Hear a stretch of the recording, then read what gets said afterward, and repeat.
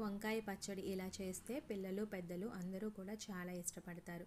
వేడివేడి అన్నంలో కాస్త నూనె వేసుకొని కలుపుకొని తింటే చాలా టేస్టీగా ఉంటుంది. చాలా సింపుల్గా ఈజీగా అయిపోతుంది పచ్చడి.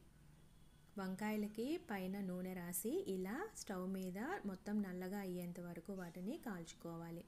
తర్వాత చల్లారిన తర్వాత పైనున్న నల్లటి తొక్కనంతా తీసివేసి వంకాయని మెదిపి మెత్తగా గుజ్జులా చేసుకోవాలి. దీంట్లోనే కాస్త ఉప్పు పసుపు వేసి కలుపుకొని పక్కన పెట్టుకోవాలి. ఇప్పుడు స్టవ్ వెలిగించుకొని ఒక బాండీ పెట్టుకొని అందులో ఆయిల్ వేసుకోవాలి.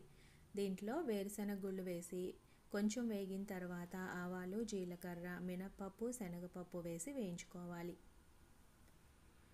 ఇవి కొంచెం వేగిన తర్వాత ఎండుమిర్చి పచ్చిమిర్చి కూడా వేసి వేయించుకోవాలి.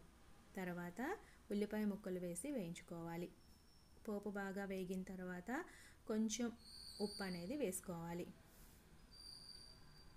పోపు వేగిన తర్వాత ముందుగా మనం మెదిపి పెట్టుకున్న వంకాయ గుజ్జును అందులో వేసి కలుపుకొని ఒక 2 నిమిషాల పాటు లో ఫ్లేమ్ మీద ఉడికించుకోవాలి.